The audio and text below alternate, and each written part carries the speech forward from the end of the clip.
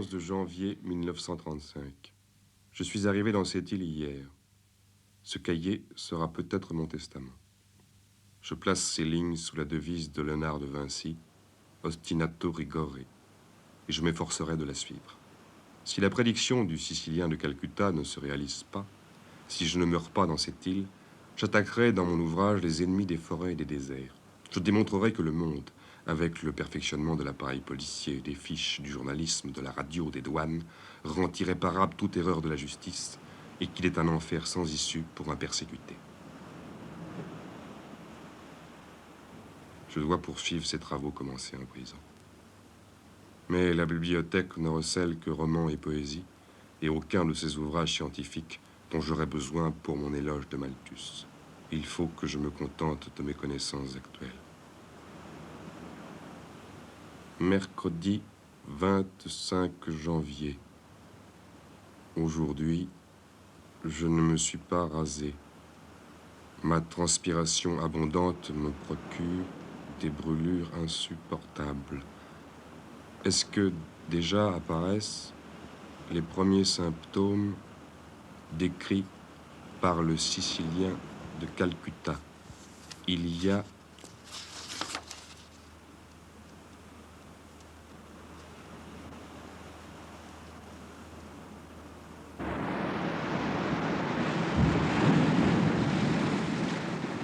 Mon voyage a duré 10 jours.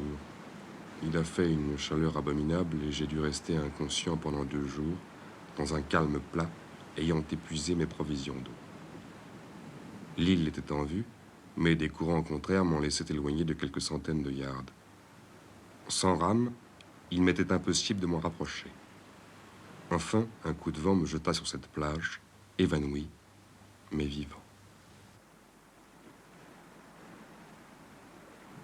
Le Sicilien m'avait dit, pour un persécuté, pour vous, il n'y a qu'un endroit au monde, mais on n'y vit pas.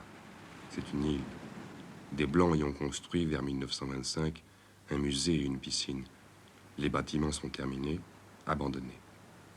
Ni les pirates chinois, ni le navire peint en blanc de l'Institut Rockefeller ne la touchent. Elle est le foyer d'une maladie encore mystérieuse qui tue de la surface vers le dedans. Les ongles, les cheveux tombent, la peau et la cornée meurent, puis le corps, au bout de 8 à 15 jours. Les membres de l'équipage et les passagers d'un vapeur qui avait mouillé devant l'île étaient écorchés, chauds, sans ongles, tous morts, quand le croiseur japonais Namura les trouva. Le vapeur fut coulé à coups de canon.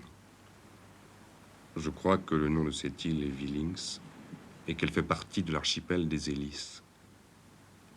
Quiconque voudra plus de précision, qui lira un jour ce journal, n'aura qu'à demander à Dalmatio Ambrielli, rue d'Hyderabad, faubourg de Ramkrishnapur, Calcutta.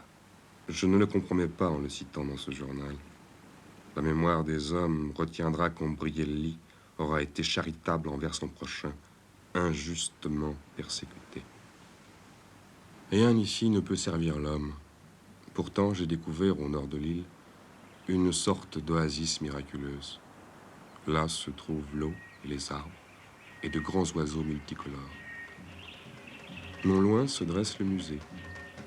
Je donne à ce bâtiment le nom que lui a donné le Sicilien de Calcutta.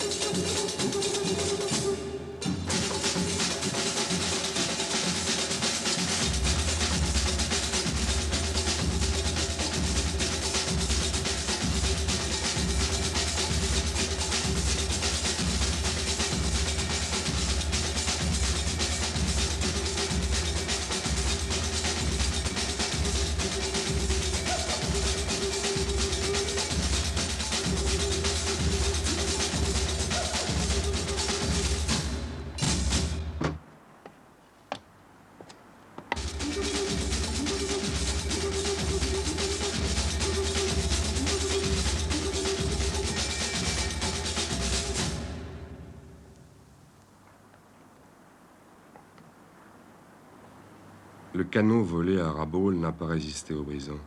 Je suis à jamais prisonnier de ce décor, de cette île. Est-ce la dernière étape d'un itinéraire à la géométrie abrupte? Je pense à mon pays.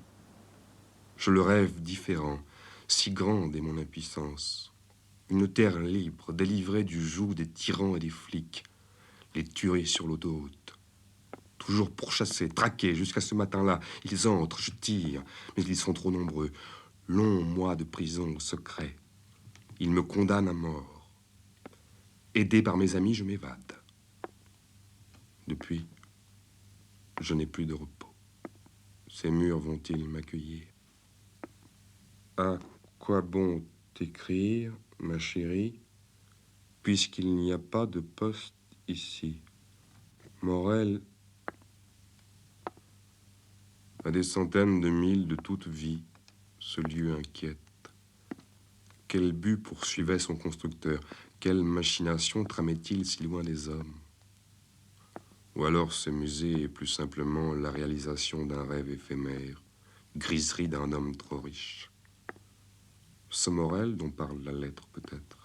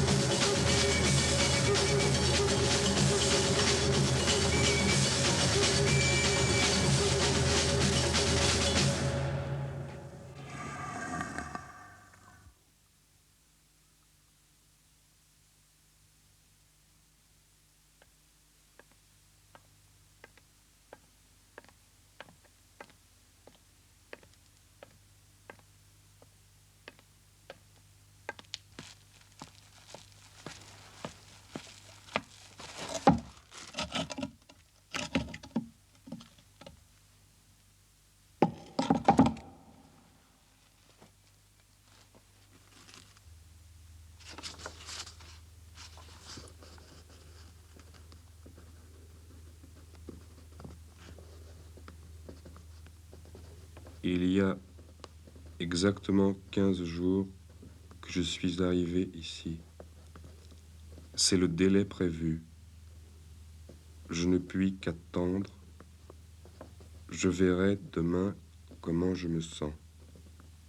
Peut-être est-ce mon régime alimentaire, peut-être est-ce le climat. La température est en hausse constante. Il fait un temps semblable à celui qui précède la mousson.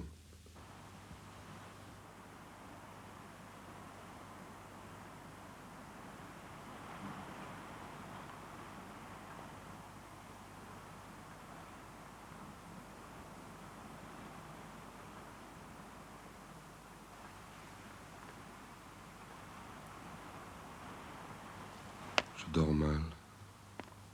Toutes les nuits, je fais le même cauchemar qui m'abandonne en nage et tremblant. Je dois sans doute à la chaleur ces rêves effrayants. Depuis plusieurs jours, je m'étends le soir près de la piscine. Il y fait plus frais.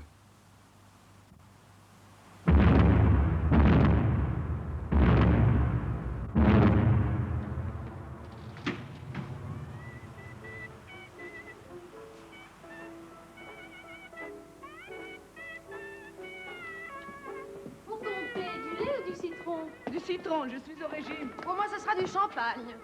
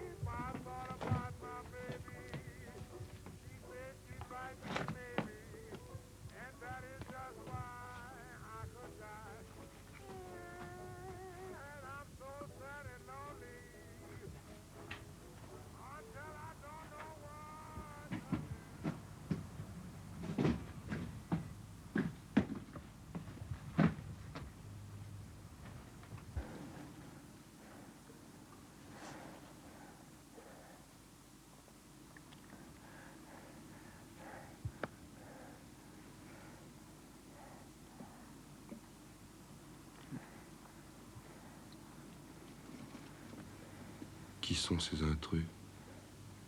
Et surtout, comment sont-ils arrivés? Je n'ai entendu cette nuit ni bateau, ni avion, ni dirigeable. Sont-ils à ma recherche?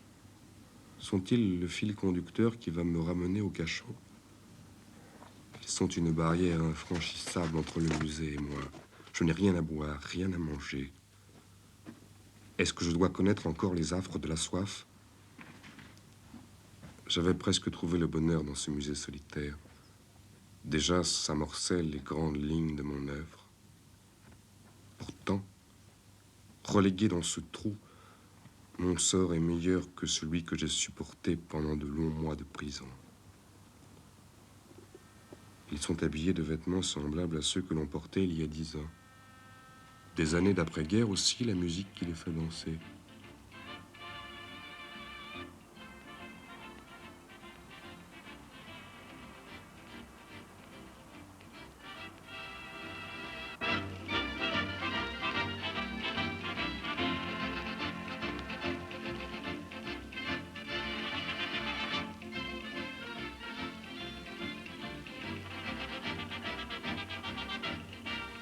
Moi, quand j'habitais le musée, il n'y avait pas de courant électrique.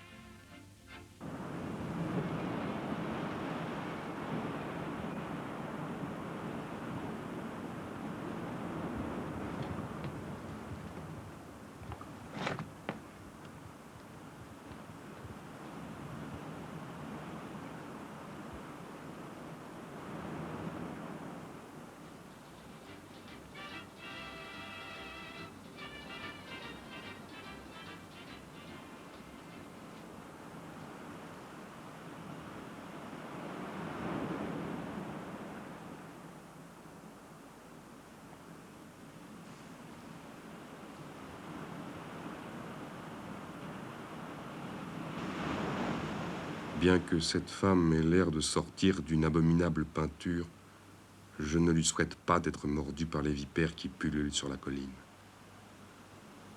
Je veux continuer à écrire. Par mesure de sauvegarde, c'est une discipline. Cette nuit, je tenterai de gagner le musée et de récupérer mon couteau.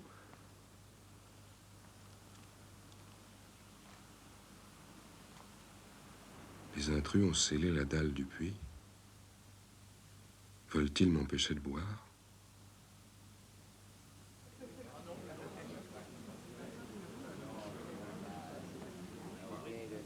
Je me pose une question.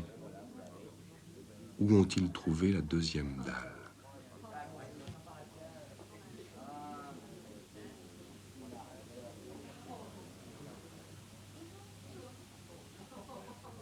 Je suis demeuré dans une sorte d'extase jusqu'à la venue de l'aube, en proie à l'angoisse, mais aussi à la fascination.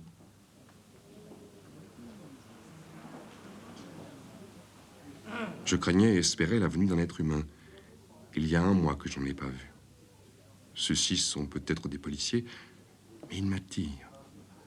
Là est peut-être le piège. Ils jouent au chat et à la souris. Ils attendent que, mourant de faim et de soif, je vienne me livrer.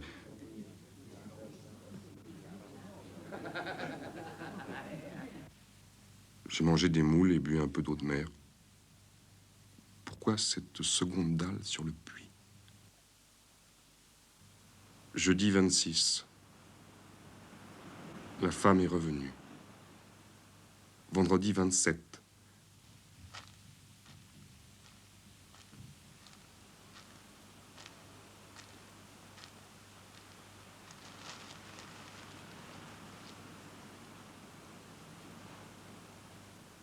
Elle est restée près d'1 heure.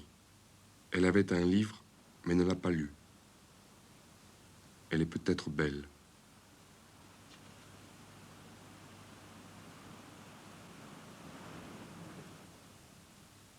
Samedi 28. La femme m'intrigue. Au risque d'être pris, je suis monté jusqu'au musée.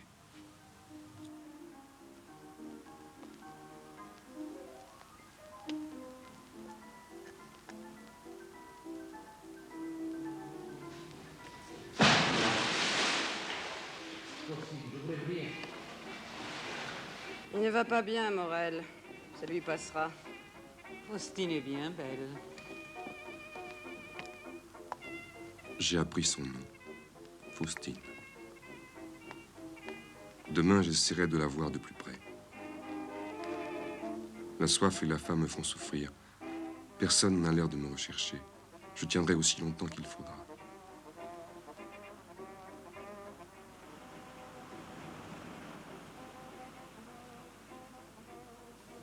Si ces gens sont des policiers, la femme est le piège, l'appât. Peut-être n'osent-ils se hasarder dans l'île, loin du musée, craignant que je la connaisse mieux qu'eux.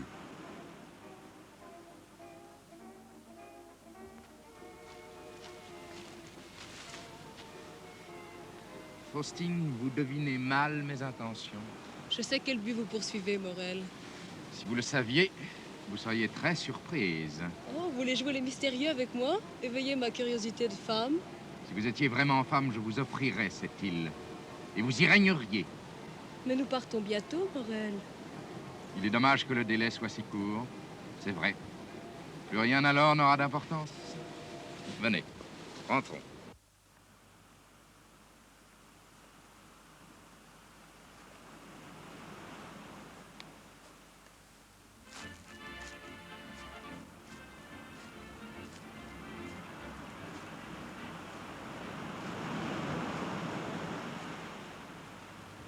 Faustine!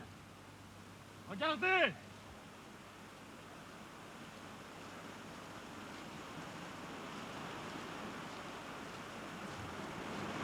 J'ai commis une imprudence. Je me demande comment ils ne m'ont pas vu. Ou bien ont-ils fait semblant de ne pas me voir? Ils deviennent de plus en plus entreprenants. J'ai quitté mon trou, je me suis réfugié dans l'oasis.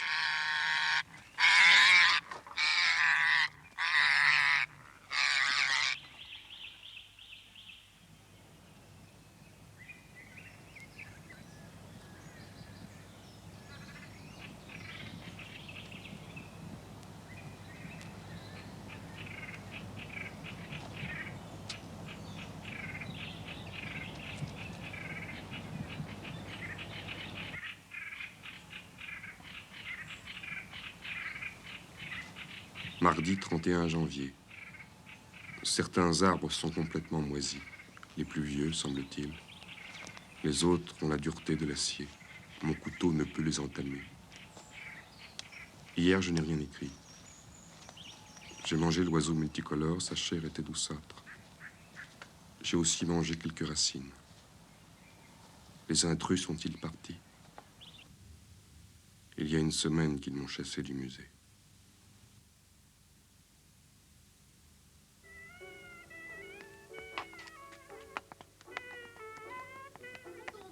Du lait ou du citron? Du citron, je suis au régime. Pour moi, ce sera du champagne. Jeudi 2 février. Je n'ai pas écrit hier. La pluie est tombée toute la journée. Ce monde est celui du snobisme. Ou alors ces gens font partie d'un asile d'aliénés. Ce serait trop beau. Le spectacle est monté pour moi. Il est destiné à me faire perdre la raison. Sinon, pourquoi aurait-il répété les mêmes mots, les mêmes gestes qu'il y a une semaine? La notion du temps m'échappe. Je crois avoir perçu 4 couchers de soleil.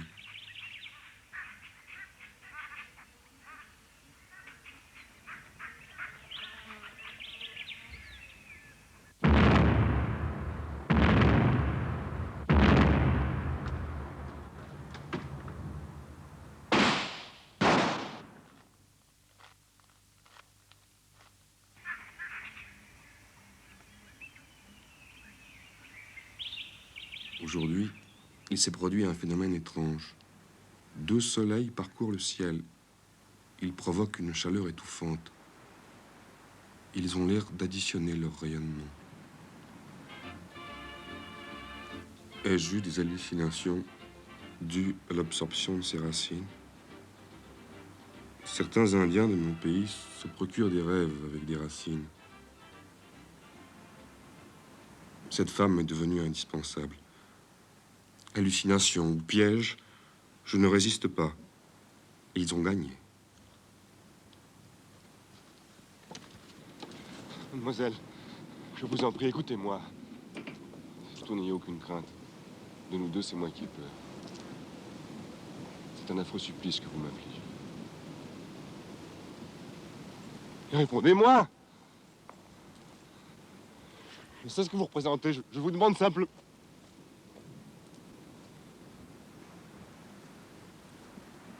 Quel mépris. Lorsqu'on a décidé la perte d'un homme, on le regarde. Si elle a révélé ma présence, ils vont venir s'emparer de moi. Si elle revient demain, je serai là pour l'attendre.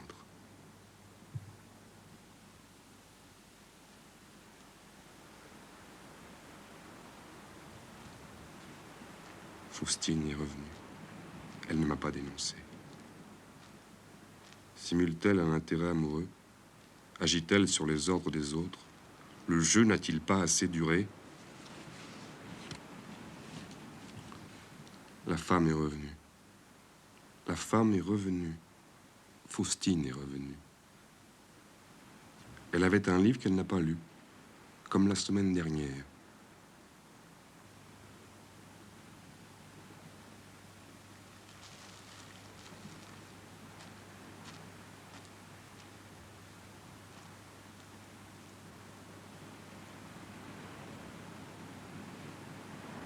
Faustine, je t'aime.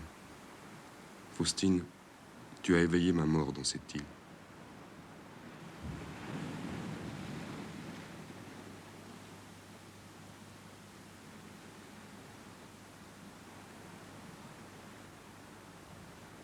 Samedi 11 février 1935. Aujourd'hui, j'ai décidé, Faustine, que tu ne repartirais pas. Je dépose à ta place, en signe de soumission, mon couteau, ma seule arme.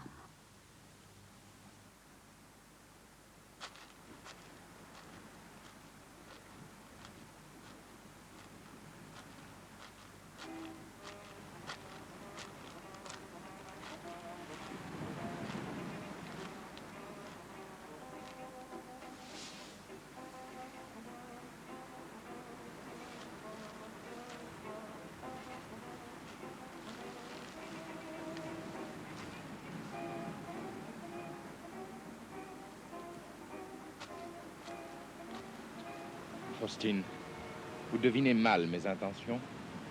Je connais votre but, Morel. Si vous le saviez, vous seriez très surprise. Oh, vous voulez faire le mystérieux avec moi? Éveiller ma curiosité de femme? Si vous étiez vraiment femme, je vous offrirais cette île. Et vous y régneriez. Mais nous repartons bientôt, Morel. Il est dommage que le délai soit si court. C'est vrai. Rien alors n'aura plus d'importance. Venez. Rentrons. Appelez vos gardes! Dites que je me rends! Arrêtez cette farce absurde! Je sais qu'elle est dirigée contre moi. Vous êtes ignobles, tous les deux!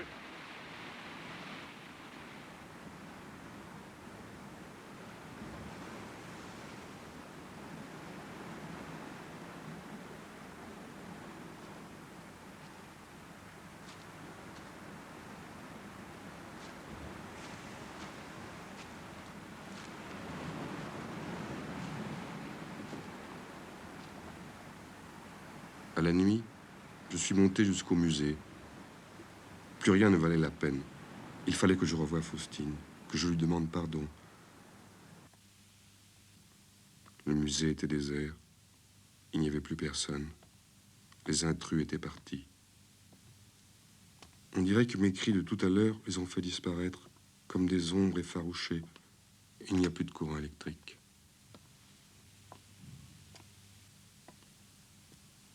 J'ai parcouru tout le musée, appelant Faustine, et j'ai retrouvé les objets, les choses, exactement dans l'état où elles étaient quand j'ai quitté le musée, il y a 17 jours, je crois. Quand sont-ils partis? Comment?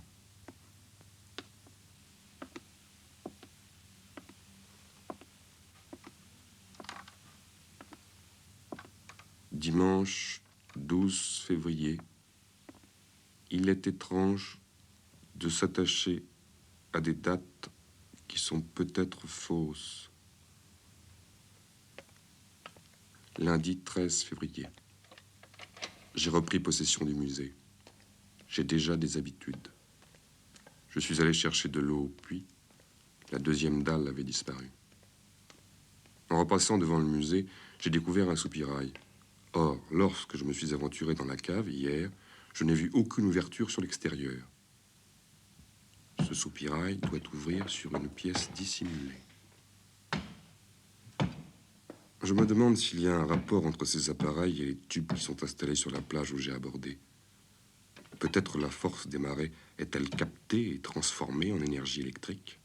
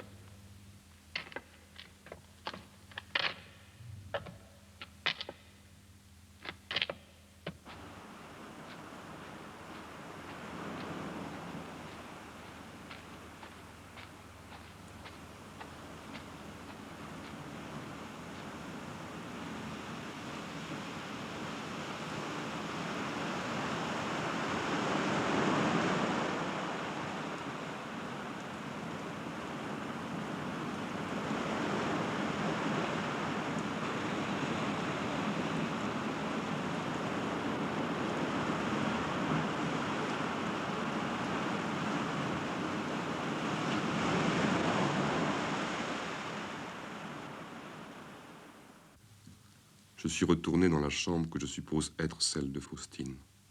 Elle lui ressemble. Mardi 14 février, le soir. Je n'ai pu sortir de l'après-midi entière. Vers 2 heures, le ciel s'est couvert et le vent s'est mis à souffler en tempête. Les trombes d'eau qui ont suivi n'ont pas calmé la violence des bourrasques.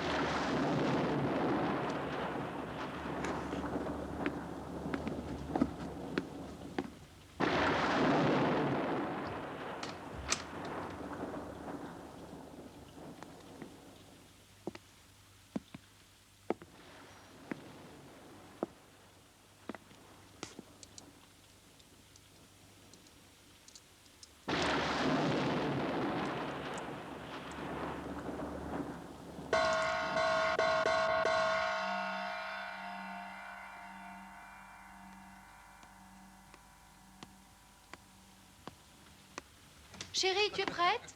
Nous dînons. Bien de la défaite de Carpentier. J'ai appris la nouvelle par radio sur le bateau. C'était un spectacle étonnant. Les femmes s'évanouissaient partout. Les hommes hurlaient. Les pauvres officiers étaient débordés. Cette espèce de folle anglaise voulait absolument qu'on chante la Marseillaise pour consoler les malheureux Français. Les malheureux Français ont cru, naturellement, qu'on se moquait d'eux. Après ça, c'était la mêlée. Il faut ajouter que nous étions passablement ivres. Je te croyais dans ta chambre. Je t'ai appelé il y a 10 minutes. Excusez-moi, Morel, j'ai sorti faire un tour. La soirée est si douce. Cher ami, vous êtes tout excusé. Notre ami a une passion pour le clair de lune. À qui rêviez-vous, Faustine, si je ne suis pas indiscret? Vous connaissez les vertus qu'on prête à cet astre. Votre expérience nous serait précieuse. Il y a 2 ans, vous aviez fondé à Acapulco une secte d'adorateurs. Le groom du Carlton lui-même n'en revenait pas. Nous n'allons pas reprocher à Madeleine son esprit inventif. L'Antiquité nous a habitués à ces fêtes de la nature.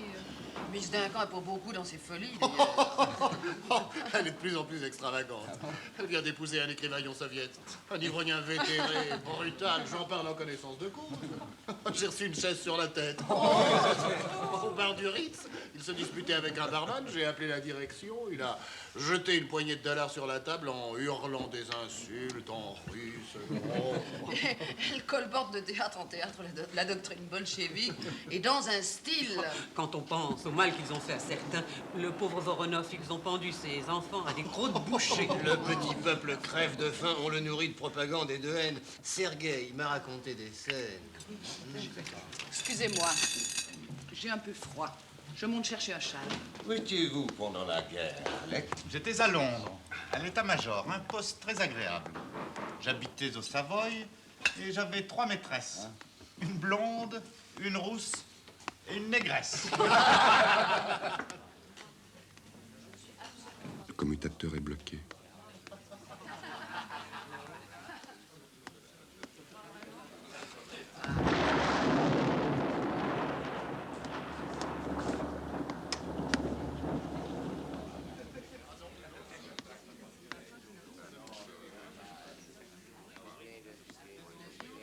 Vous avez bien raison. Ce sont ces instants fugitifs qu'il faut aimer, non pas cette triste immortalité qu'on nous promet depuis 20 siècles. Si nous faisions un bridge. Oui, si je joue contre vous, Morel. Toute une joyeuse bande qui fait des anniversaires de gens au bœuf sur le toit. Miss avait composé une voilante pour lui, du délire pendant une semaine et sans dormir. Morel, je vais faire construire un style.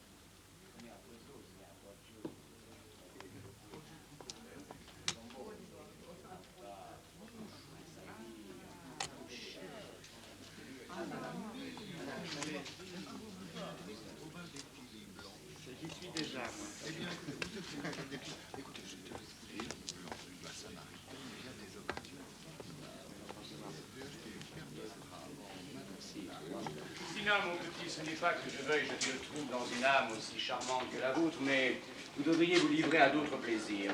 Je me suis laissé dire que Dieu, déjà si malade, était mort dernièrement.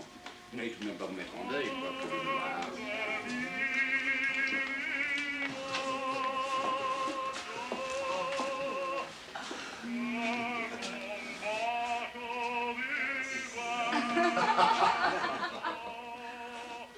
Irène, darling, je vais vous faire engager Alaska. Vous y seriez divine.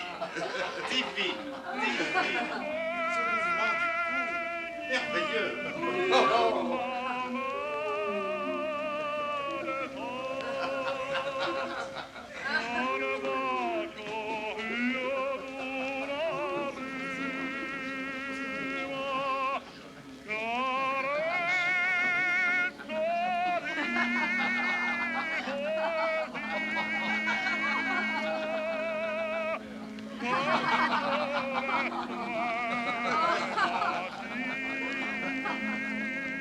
Je vais tous vous plumer, mes cocos.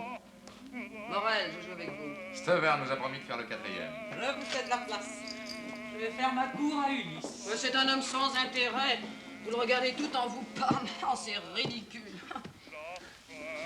Ulysse, je dis du mal de vous. Jeanne, je vous aime. Vous voyez? Il suffit de le maltraiter.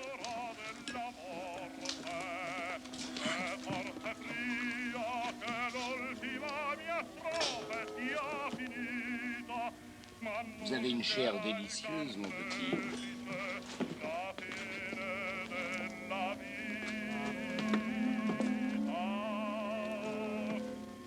Je propose que nous portions un toast à notre ami Jeanne. Je décrète arbitrairement que ce jour est celui de son anniversaire. Longue vie à Jeanne. Non, ça va, nous ne sommes pas dans un cabaret. Allez, jouons.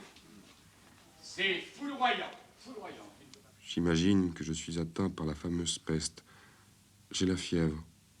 Les gens, la musique, Faustine ne sont que des rêves. Le flux et les reflux d'un délire de mourant. Une seconde hypothèse me vient à l'esprit. Mon alimentation déficiente, jointe à l'air insalubre de la crique, m'a rendu invisible, car les intrus ne m'ont pas vu. Je dois écarter l'idée d'une provocation policière. Ces gens-là sont plus brutaux et plus directs. Troisième hypothèse. Les intrus seraient des visiteurs d'un autre monde, qui auraient, par commodité, adopté nos apparences, nos coutumes. Mais leurs yeux ne seraient pas faits pour voir, leurs oreilles pour entendre. Ou bien, je serais le visiteur explorant, sans le savoir, le monde des morts, comme Dante ou Swedenborg. J'en arrive à penser que c'est moi le mort. Mais cette idée me plaît trop pour que j'y accorde une ombre de vraisemblance. 15 février. J'ai rôdé autour du musée toute la nuit. Il y avait une ombre avec Faustine dans sa chambre. Est-ce que c'était celle de Morel? Puis la lumière s'est éteinte. Au matin, un bateau était là. Comment a-t-il fait pour franchir la passe avec la tempête de cette nuit?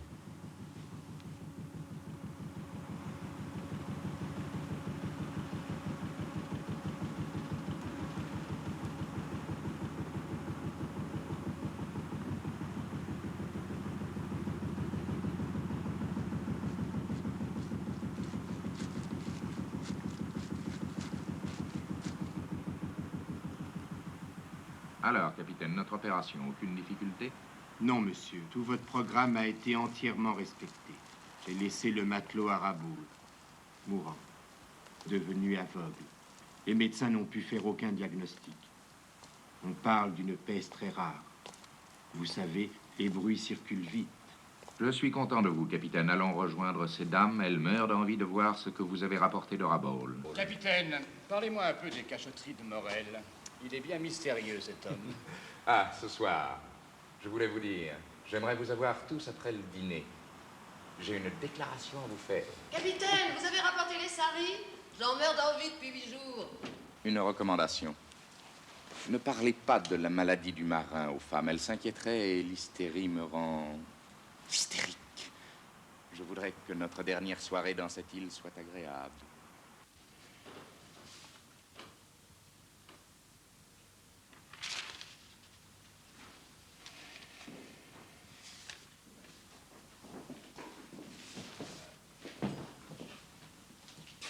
Non, emporte-moi tout ça.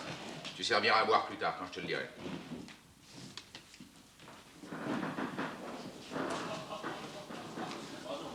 Ça, c'est bien la preuve de leur mauvaise intention. C'est une affaire européenne. Je ne vois pas ce que... Asseyez-vous, je vous prie. On ne garde que la tête, c'est elle qui commande la machine. Morel, quelle extravagance nous préparez-vous? Asseyez-vous, asseyez-vous, je ne commencerai que lorsque tout le monde sera là. Oh, mes amis, je vous en prie.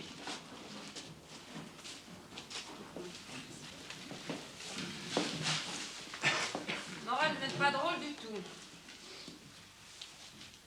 Mes amis, vous me pardonnerez cette scène qui vous paraîtra d'abord ennuyeuse, puis terrible. Nous l'oublierons. J'ai d'abord pensé ne rien vous dire. Je vous aurais ainsi utilisé, sans rébellion, jusqu'au dernier instant de notre séjour dans cette île. Mais vous êtes mes amis, vous avez le droit de savoir. Mon abus consiste à vous avoir enregistré, sans autorisation.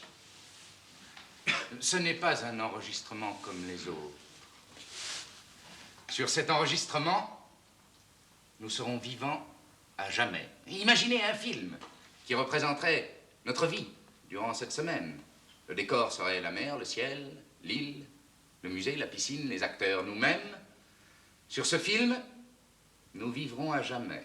C'est scandaleux, Morel. C'est une plaisanterie. C'est du vampirisme. Ah, je vous en prie. J'aurais pu vous dire, à notre arrivée, nous vivrons cette semaine pour l'éternité. Nous l'aurions sûrement gâché, nous efforçant à la joie, simulant une gaieté continuelle. Devant ce miroir prolongé à l'infini, quel geste aurait été vivant, quel regard chaleureux. J'ai pensé que si nous ne nous sentions pas obligés d'utiliser au mieux notre temps, quelle que soit la semaine que nous passerions ensemble, elle serait agréable.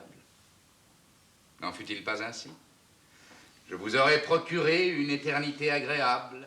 Bon, tout n'a pas été parfait, bien sûr. Des amis n'ont pu venir. Claude travaille à un gros ouvrage traitant sous forme d'hypothèse d'un désaccord entre Dieu et l'individu.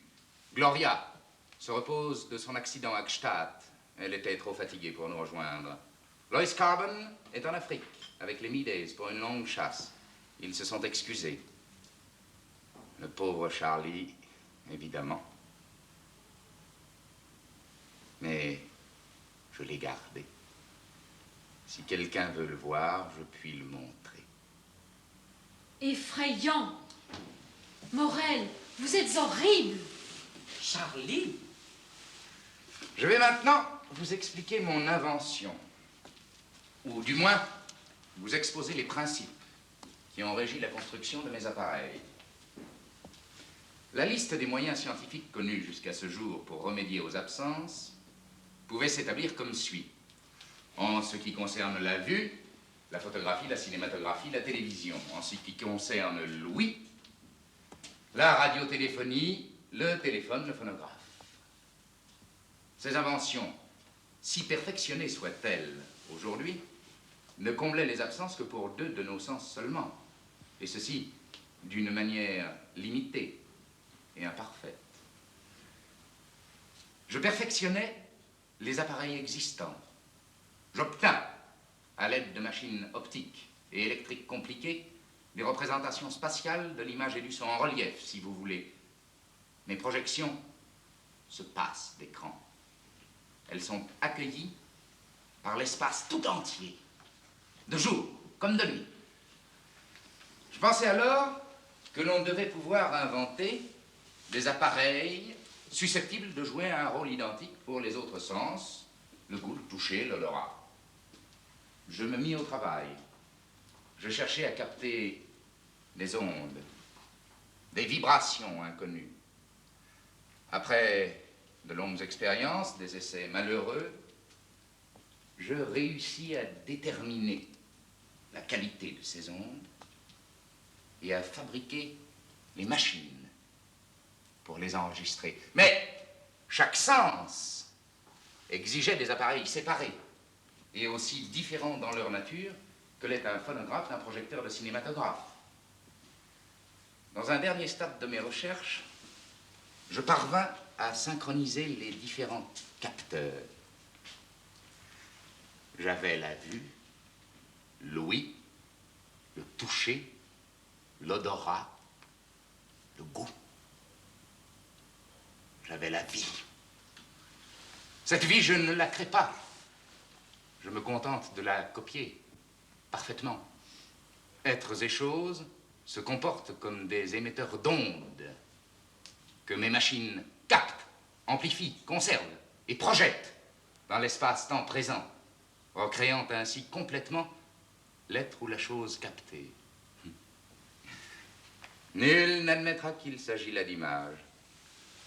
Si je vous projetais maintenant les nôtres, il vous serait plus facile de croire que j'ai engagé une troupe de comédiens géniaux, plutôt que de constater que ces images sont vous-même, hier en train de manger, de jouer, de lire, de dormir, aujourd'hui en train de m'écouter. Poursuivant mes recherches, j'ai eu la surprise de constater que les êtres et les choses ne vivaient que les moments qui avaient été enregistrés. Et que, sitôt ceci écoulé, il reprenait la même scène, depuis le début. Et ceci indéfiniment, hormis un arrêt volontaire de l'appareil. C'est à peine croyable, Morel. Il est difficile de vous suivre. Je ne demande pas de preuves. Si vous le voulez, je vous montrerai mes essais. Mais ils sont assez monstrueux. Je n'avais pas encore réussi la parfaite synchronisation des appareils. J'aimerais beaucoup voir ces essais, Morel. Tout ça me fait une peur. Vous avez bien fait des essais chez Schwachter, n'est-ce pas? Oui. Il s'est passé des choses assez bizarres, graves même, dans cette usine. Ces insinuations... Ce ne sont pas des insinuations, Morel. Je vous somme de me montrer ces essais. Stop! C'est inouï. Je ne supporte pas vos façons. C'est odieux. On menace chez moi.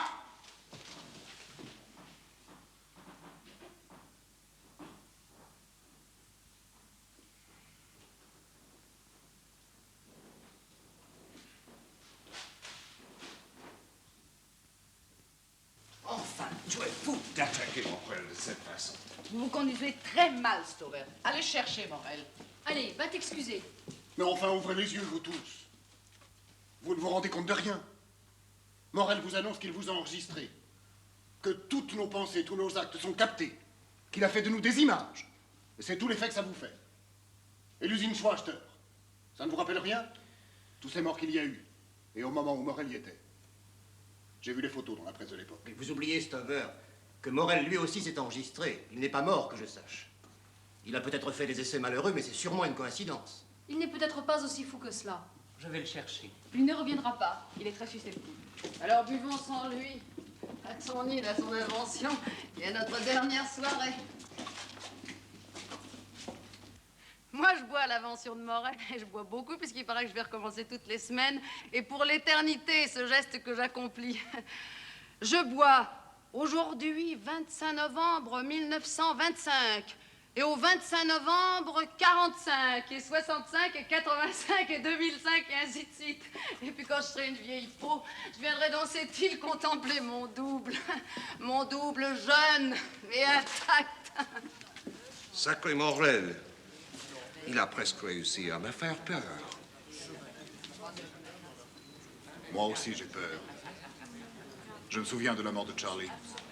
Buvez, Stover, vous verrez comme ce Dom Pérignon a une bonne odeur de soufre. Mes chers amis, puisque Morel vous a fabriqué une si belle machine, je vous propose de poser pour elle dans une attitude digne. En place pour le portrait de famille. Les petits devant et les grands derrière. Un instant, Faustine. Si nous allions nous refaire une beauté, tant de solennité, il exige. Vous ne trouvez pas? Chic, je vais mettre mes plumes, c'est avec une occasion. Vous allez voir ça! Merveilleux, vous venez, ma frère. Si le baron voyait ça, il serait fou d'excitation. Des ombres. Seulement des ombres. Je n'ai plus à me cacher. Ils ne voient que ce qu'ils ont vu il y a 10 ans. Ils n'entendent que ce qu'ils ont entendu il y a 10 ans. Faustine, une ombre. Je vis sur une île peuplée d'ombres qui ne peuvent pas me voir. Une île peuplée d'ombres stupides.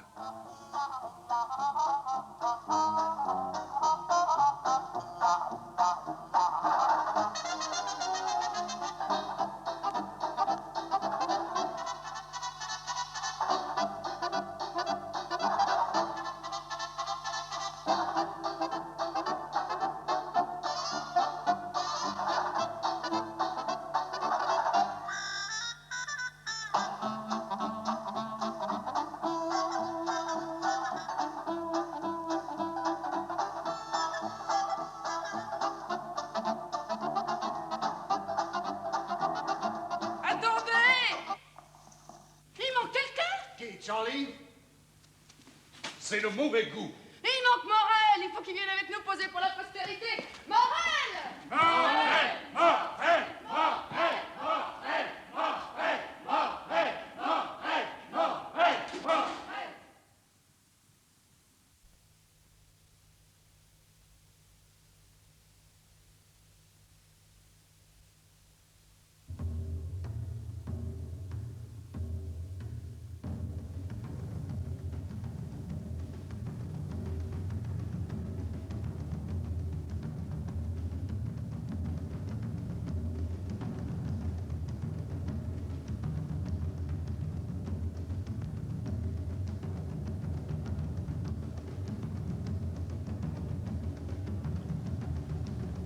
L'invention de Morel est-elle un échec? Les appareils ont-ils cessé de fonctionner à jamais? Un brusque accident? Un arrêt passager? Le musée est-il encore la proie des sortilèges?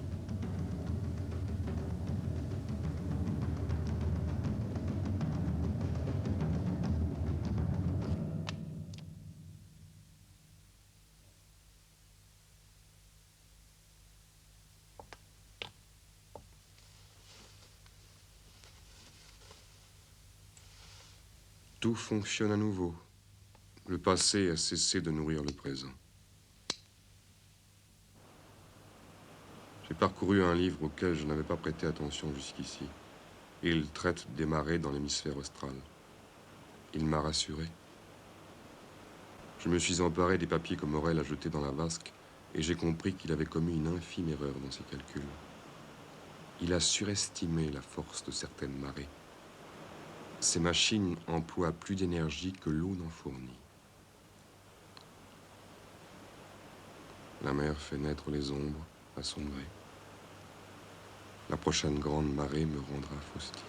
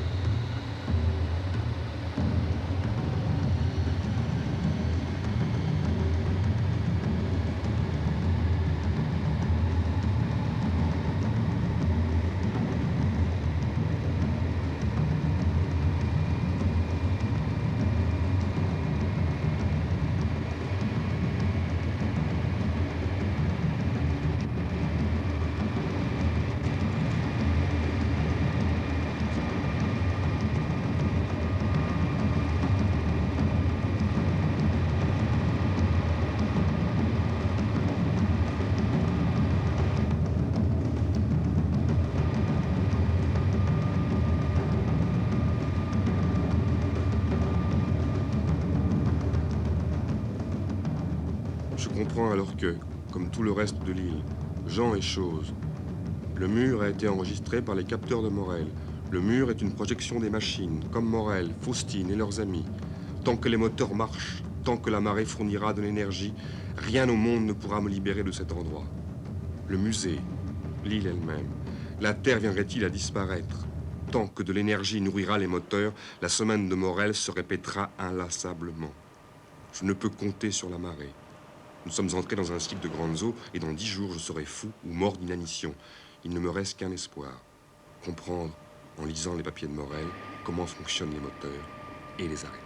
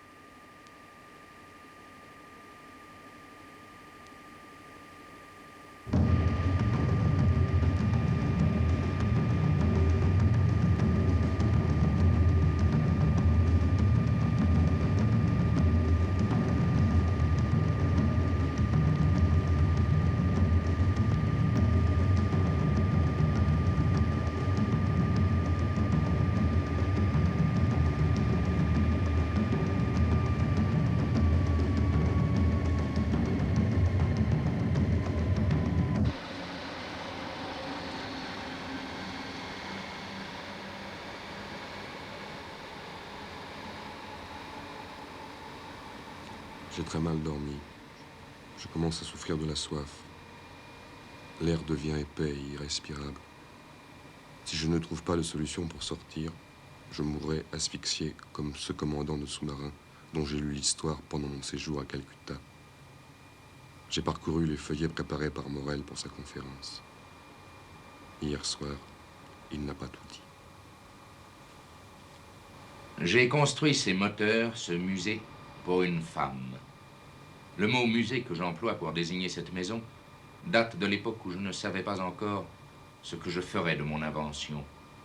Je voulais emmagasiner ici des images, les feuilleter comme un album ou les considérer comme des œuvres d'art. Parce que je me croyais supérieur, j'imaginais qu'il me serait facile de la rendre éprise, plus facile que de lui construire un paradis. Je voulus agir sans préméditation. Mes espoirs ont été déçus. J'ai perdu sa confiance, son amitié. Il m'aurait fallu suivre une tactique, la convaincre de venir seule avec moi. Ce fut impossible. Depuis que je lui ai avoué mes sentiments, je ne l'ai jamais vue seule. Si je l'avais enlevée, nous nous serions disputés éternellement. Je me résolus à vous emmener tous, vous, mes amis, espérant qu'au milieu d'un tel groupe, un changement se produirait dans son comportement. Ici, Morel s'est arrêté, ne voulant pas davantage préciser sa déconvenue. Parle-t-il de Faustine? Dans ce cas, je n'ai plus rien à redouter. Faustine s'en va. Un doute me vient. Morel a-t-il dit la vérité? Ces moteurs, ces écrans sont-ils autre chose que le gigantesque appareillage installé par un malade pour satisfaire ses besoins monstrueux? Faustine, image de Faustine, de quels effrayants mystères es-tu la source? Reviendras-tu pour me sauver?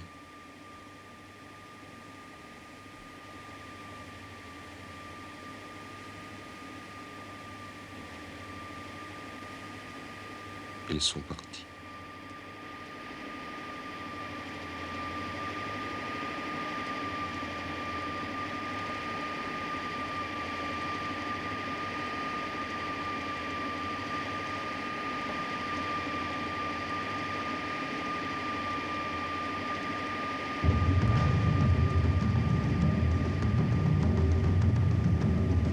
Je n'ai pas brisé les machines. À quoi me servirait de vivre si je ne puis revoir Faustine? J'ai pensé au problème de Morel construisant les moteurs. De leur fonctionnement dépend son éternité. Ils sont sûrement très solides. Ces moteurs sont très différents des autres. Morel les a dessinés de telle sorte que leur fonctionnement ne puisse être compris par le premier venu. Il y a 3 jours que je suis enfermé ici, et pour la 20e fois peut-être je tourne entre ces murs cherchant à comprendre.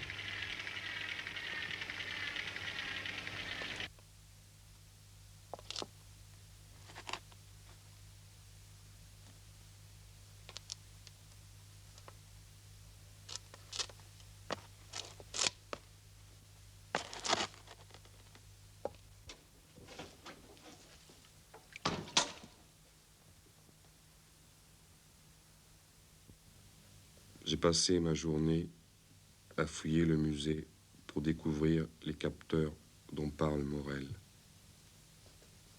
Connaissant maintenant le personnage, j'ai passé un long moment dans sa chambre cherchant à en savoir plus sur lui et son invention.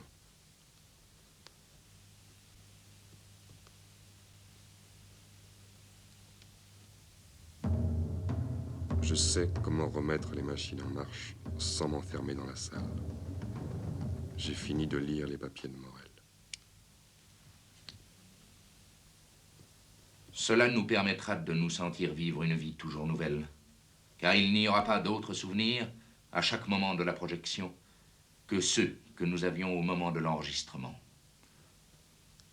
Demain, je remettrai en route les moteurs.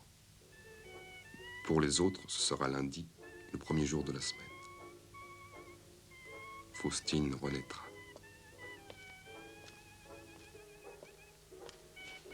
Du lait ou du citron? Du citron, je suis au régime. Pour moi, ça sera du champagne. Me voici au milieu des ombres. Je ne puis me débarrasser d'un sentiment de peur sacrée à l'idée que ces gens sont des images que je côtoie sans jamais avoir prise sur eux. Je suppose que je m'habituerai à ce royaume de mort. Je ne peux m'empêcher maintenant de les regarder comme des machines, des mannequins merveilleusement agencés. Je suis derrière la vitrine d'un paradis ou d'un enfer. Ces ombres sont parfaites. Il ne me reste plus qu'à m'assurer d'une chose. Je crains que leur corps n'ait plus la chaleur humaine. Quel beau temps, Morel. Vous avez bien dormi? Fort bien, ma chère, merci, et vous-même? Moi, j'ai rêvé que je vivrais ici éternellement. Quel paradis. Dans 8 jours, tu voudrais être à Londres ou à Rome? Bien sûr, mais maintenant, je suis ici. Je suis ravi que mon île vous plaise, Jeanne.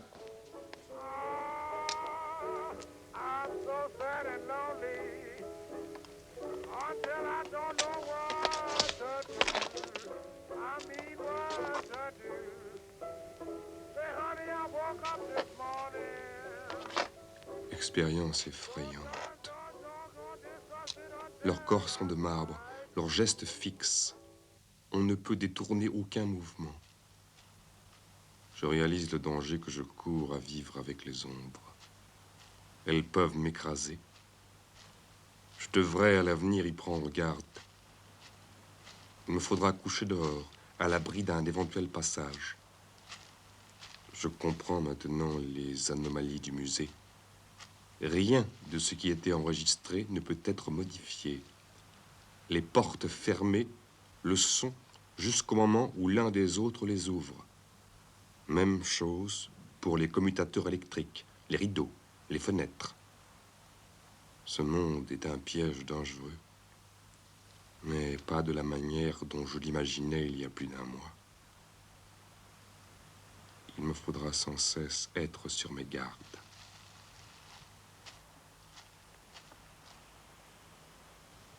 Pour les ombres, c'est mercredi, 3e jour de la semaine de Morel. Je sais que Faustine est montée directement dans sa chambre, après que Morel l'ait raccompagnée. C'est, dans la journée, un des seuls moments où je puisse pénétrer dans la chambre. La porte enregistrée reste assez longtemps ouverte pour que je puisse entrer.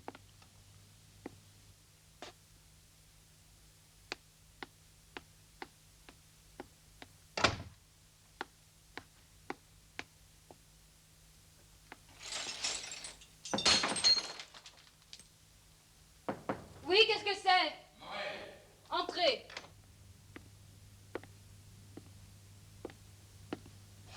N'approchez pas, Morel. Je suis toute nue dans la salle de bain. Vous n'avez rien à vous mettre dans la salle de bain? Non. Vous êtes prise au piège. Oh, Morel, si vous me voyez nue, c'est vous qui détourneriez les yeux. Soyez gentil. Allez m'attendre en bas.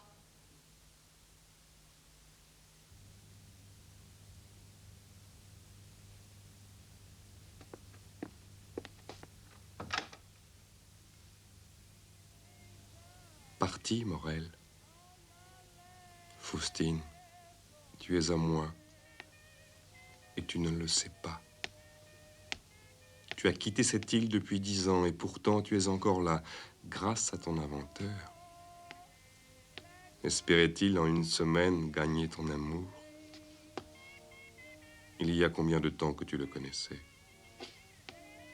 Maintenant, Faustine d'il y a 10 ans, as-tu retrouvé Morel? Aujourd'hui, où es-tu? Dans mon pays, peut-être.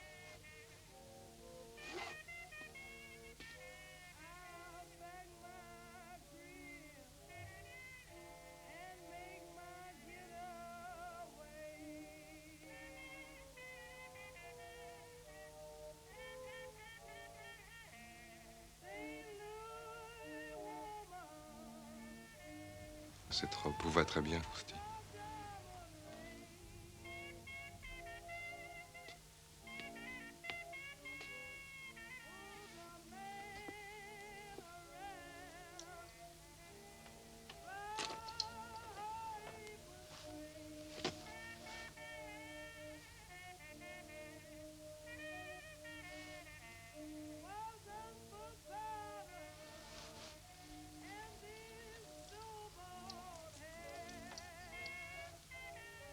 Tu n'as pas peur d'affoler ce pauvre Morel?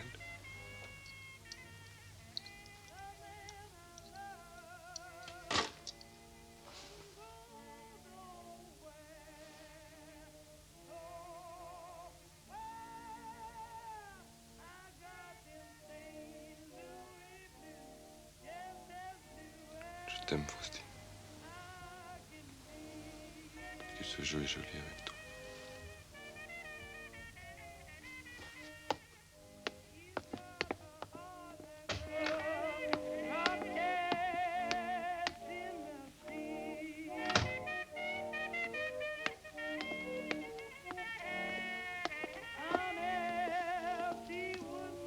Quel étrange couple nous formons. Comme j'aimerais entrer dans ton jeu, vivre à tes côtés. Hier, je me suis livré à des essais sur des animaux pour vérifier moi-même les possibilités des appareils.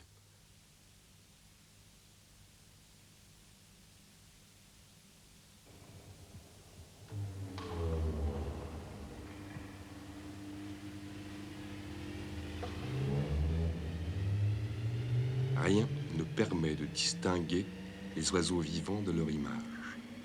Je ressens une sorte de triomphe, comme si j'avais créé la vie.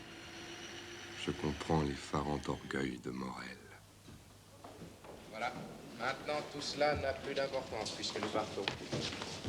Vous laissez aller, Morel. Nous nous laissons guider par nos rêves. Faut-il les détruire?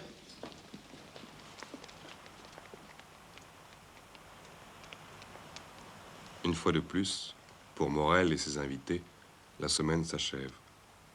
Habitué à voir cette vie qui se répète, il me semble que la mienne est entièrement réglée par le hasard.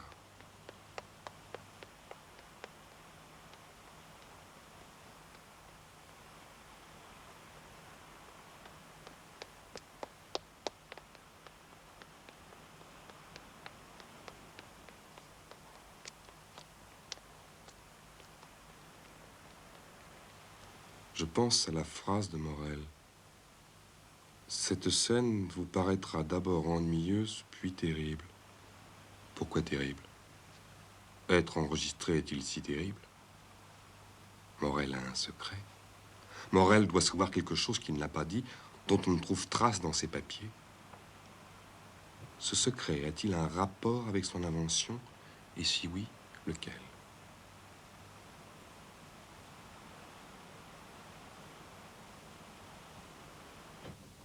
Ils embarquent sur le yacht. Où vont-ils? Du moins, où allaient-ils il y a 10 ans? Dans quel pays? Sur quel rivage? Sont-ils morts? J'imagine le croiseur japonais Namura, le cargo coulé. Pourquoi justement devant cette île? Et si ce cargo coulé n'était autre que le yacht de Morel? Si ces lépreux décomposés étaient Faustine, les invités?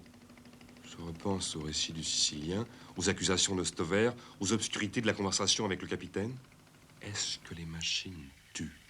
Cette survie des apparences a-t-elle pour prix la mort?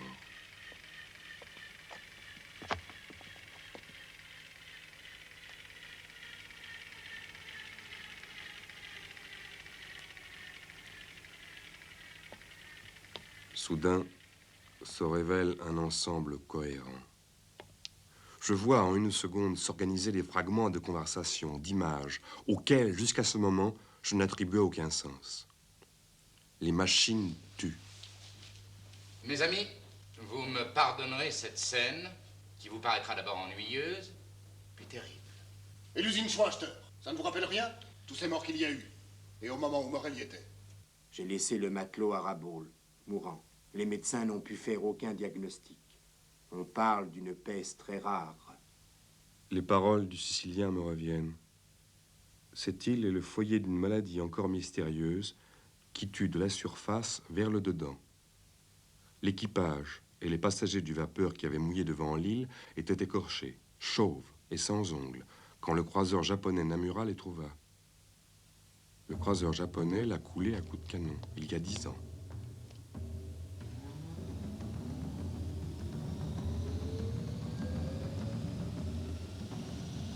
Le yacht repose sous quelques brasses d'eau devant l'île. Comment n'avais-je pas compris plus tôt? Faustine, disparue à jamais, morte, son cadavre par le fond, dans les ferrailles rouillées. Faustine. D'elle, morte, vit son double glacé dans cette île pour toujours. Faustine.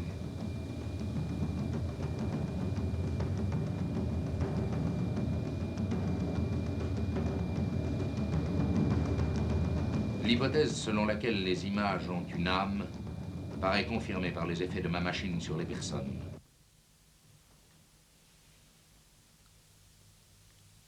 Une monstruosité. Morel a utilisé sa propre mort et celle de ses amis pour confirmer la rumeur qu'il avait précédemment fait répandre concernant la mystérieuse maladie qui frappait l'île, protégeant ainsi ses machines et son immortalité. J'ai songé à un moment que je pourrais échanger son invention contre un passeport, contre ma grâce. Puis, l'idée m'a fait sourire. Ma vie s'arrête ici. Ces ombres maintenant m'appartiennent. Je vais payer le prix exigé par Morel. Mon calvaire aura été long. Angoisse, terreur, faim et soif m'ont broyé le corps et l'esprit. Au sortir de ce tunnel terrible, j'ai décidé de mourir. Je vais vivre éternellement avec Faustine. Me voici sauvé des jours interminables que j'aurais dû vivre en attendant la mort dans un monde sans Faustine. Je vais m'enregistrer, participer à la semaine de Morel, détruire son rêve.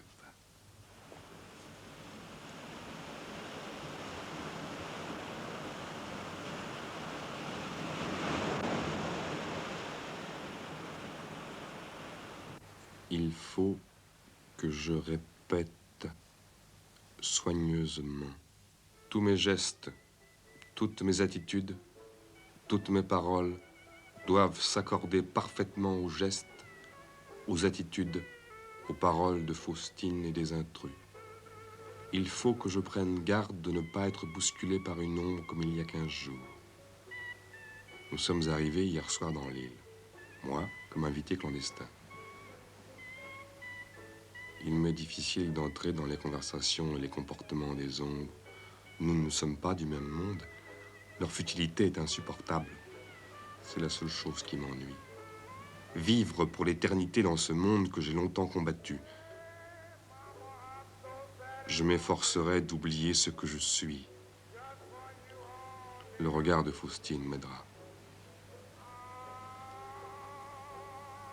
Lorsque je complétai mon invention, il me vint à l'esprit d'abord comme un simple thème pour l'imagination, puis comme un incroyable projet de donner une réalité perpétuelle à ma fantaisie sentimentale. Morel a tramé cette semaine la mort de ses amis, la sienne propre, pour atteindre à l'immortalité avec Faustine.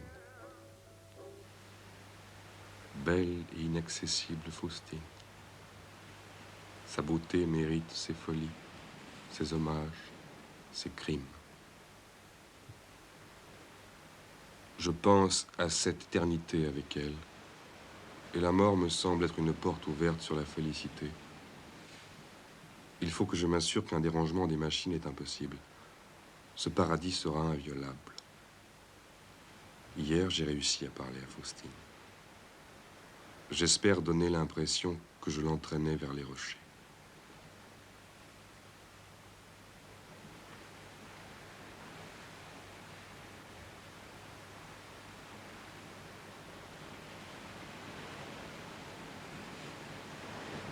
Il me faut avoir des gestes d'une extrême précision. Ils doivent correspondre aux siens, et le risque d'être heurté par elle est grand. Je commence à connaître ses mouvements, ses réactions. Hier, j'ai voulu expérimenter, mal m'en a pris, la résistance que je pouvais offrir à de petits objets, comme les cailloux qu'elle lance. Ah! J'ai dû arrêter les machines pour me soigner. Ma main a l'air d'avoir été traversée par une balle. Cette attention continuelle provoque une grande fatigue nerveuse. Je suis sans arrêt en danger de mort. C'est le mal nécessaire qui m'ouvrira ce paradis. L'épreuve imposée par les ombres. Je m'assieds quelques instants sur cette chaise. Dans 10 secondes, Madeleine va arriver. Je me lève. Je prie Madeleine de prendre ma place et de s'asseoir en face de Faustine. Madeleine s'assied. Je ne peux évidemment me servir des mêmes objets que les ombres. L'alcool ne coulerait pas dans ma bouche ou ma cigarette ne s'allumerait pas. Il me faut donc, pour chaque moment de la vie avec eux, prévoir des objets, des accessoires dont je m'empare en arrêtant les machines. Je dédouble les objets. Ceux que j'ai pris et déplacés sont utilisables. Les images continuent leur existence enregistrée. Je prends une cigarette dans un paquet trouvé dans les réserves de Morel. Je me déplace vers Morel. Madeleine s'est levée. Elle ne joue pas. Elle doit passer derrière Faustine. Je commence à m'intégrer au groupe. Un spectateur qui regarderait par la fenêtre ne pourrait pas nous croire de deux mondes radicalement différents. Je ris en pensant à ma situation d'il y a 3 semaines, quand je traversais le salon, terrorisé. Quand je m'enregistrerai, il me faudra perdre ces manières de torero. Pour éviter gens et choses, je joue de mon corps comme celui-ci danse avec le taureau, au plus serré, au plus juste. Je reste un instant derrière Morel. Dans 2 secondes, je vais me tourner vers Christine et Ulysse, puis vers Jeanne. Je lève mon verre et bois à leur santé. Ils portent un toast à Jeanne. À vos amours, Jeanne. Je vais me reculer pour laisser passer Ulysse qui fait sa cour à Christina. Je bouge au dernier moment. Il l'entraîne vers la fenêtre. Je tourne autour de la table. Je passe derrière ce verre, puis derrière Jeanne. Je viens prendre place en retrait de Faustine sur sa droite. Je ne puis m'empêcher de surveiller Faustine et Morel. J'épie leurs gestes. Je crains de surprendre un frôlement, un regard. Je relève la tête. Stover s'est levé, vient vers Faustine, m'obligeant à me déplacer d'1 mètre sur ma gauche. Je regarde à nouveau le jeu de Faustine. Stover va se rasseoir en face d'elle. Je regagne ma place derrière son épaule droite. Elle hésite. Je lui donne un conseil.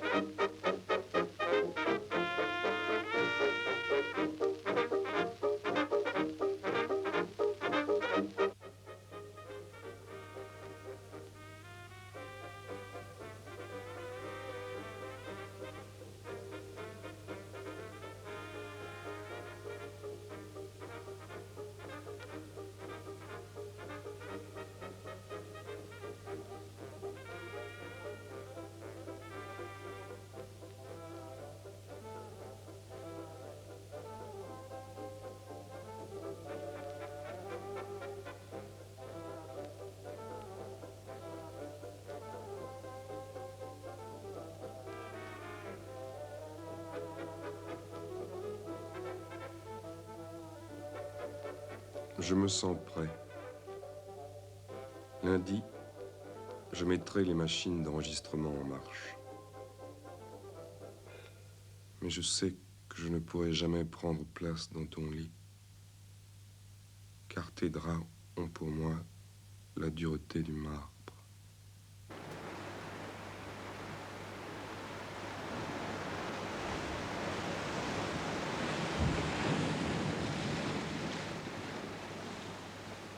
C'est fait. Ma semaine est enregistrée. Je vais mourir. J'ai épuisé les réserves d'énergie du musée pour l'enregistrement.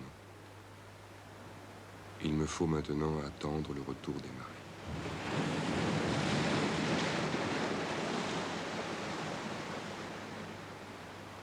8 jours d'angoisse.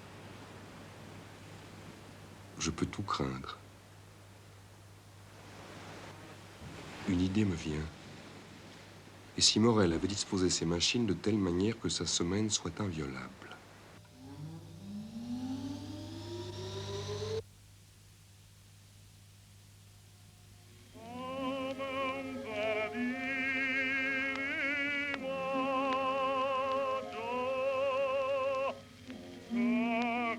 J'espère que lorsque je serai devenu une ombre comme eux, je verrai les choses comme ils les virent, il y a 10 ans. L'infime anxiété que me causaient les relations de Morel et Faustine a disparu. Pour un spectateur non prévenu, elle m'aime et je l'aime. Nos deux images sont liées ensemble pour l'éternité. Je l'ai vue avec moi tout à l'heure. Le résultat est si parfait qu'il atténue l'horreur de ma maladie. Ma peau est brûlée. J'ai perdu mes cheveux et mes ongles. Mes forces diminuent. De fréquents élancements m'obligent à garder les yeux fermés.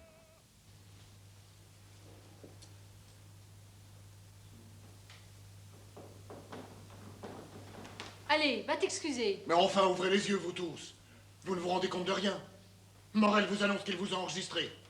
Que toutes nos pensées, tous nos actes sont captés. Qu'il a fait de nous des images. Et c'est tout l'effet que ça vous fait. Et l'usine Schwaster, ça ne vous rappelle rien? Tous ces morts qu'il y a eu? Et au moment où Morel y était, je me souviens, j'ai vu les photos dans la presse de l'époque. Vous oubliez, Stover, que Morel, lui aussi, s'est enregistré. Il n'est pas mort, que je sache. Il a peut-être fait des essais malheureux, mais c'est sûrement une coïncidence. Oui, il n'est peut-être pas aussi fou que cela. Je vais le chercher. Oh, il ne reviendra pas, je le connais, il est très susceptible. Eh bien, buvons sans lui, à son île, à son invention et à notre dernière soirée.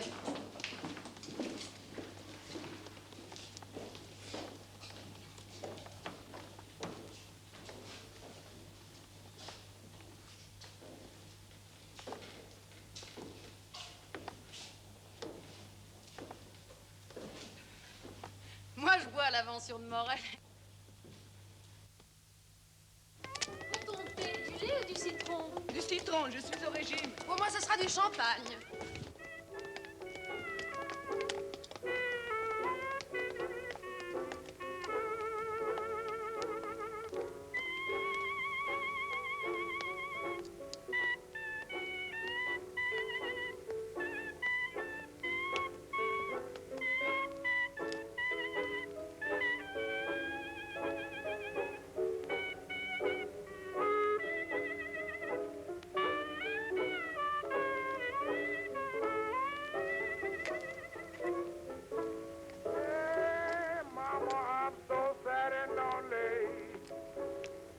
Just for you only I'm blue. Ah, Mama, won't you write me? That will enlighten me to go through with this misery. Ah, I'm so sad and lonely until I don't know what to do. I mean what to do. Vous avez une chair délicieuse, mon petit.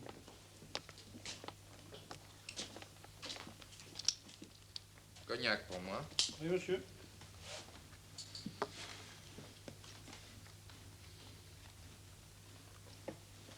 Je propose que nous portions un toast à notre amie Jeanne. Je décrète arbitrairement que ce jour est celui de son anniversaire. Longue vie à Jeanne! Longue vie à Jeanne! Ça va, nous ne sommes cabaret. Jouons.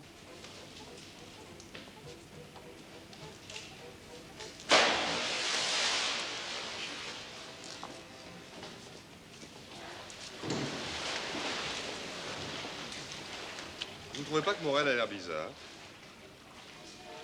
Il ne va pas bien, Morel. Ça lui passera. Faustine est bien belle.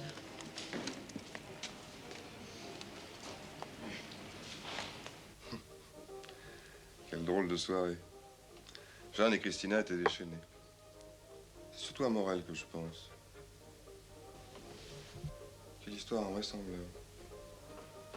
Avec Morel, tout est possible. Je me rappelle qu'il y a 10 ans, il a fait scandale dans les milieux scientifiques en professant des théories extraordinaires sur la lumière.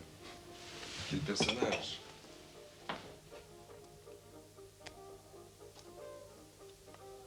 Comment fais-tu pour avoir la peau si douce? Je t'aime.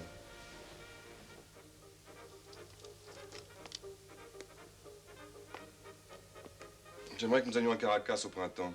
C'est une saison extraordinaire. Ça grouille, les femmes sont belles. Tu verras. Nous irons assister aux courses de taureaux sauvages. C'est un spectacle pour toi.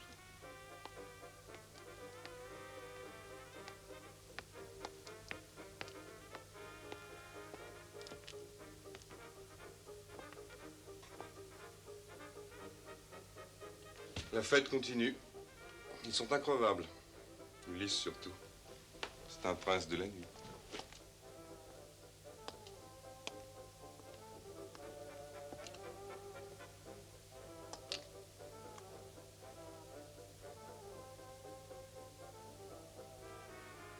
Tu es belle.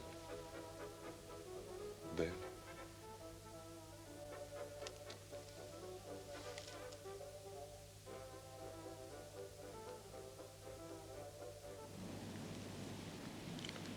J'aimerais que tu vois mes montagnes. L'air y est sec et froid. Les bergers indiens nous feraient des lits de feuilles douces et longues. Nous irons l'année prochaine.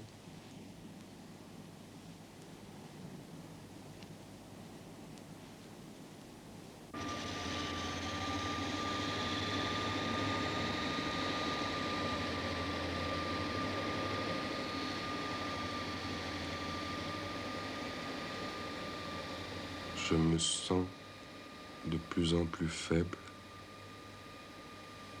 Je vais mourir ici, au milieu de ces moteurs dont je serai le gardien.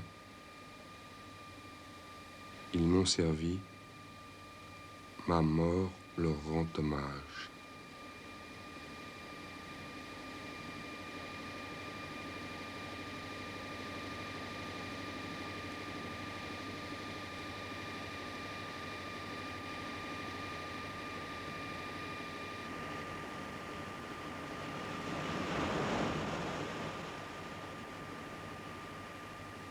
Au voyageur qui découvrira un jour ce rapport, j'adresse une requête.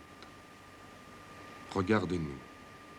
Il dépendra de vous que nous restions, Faustine et moi, éternellement liés dans le torrent des siècles.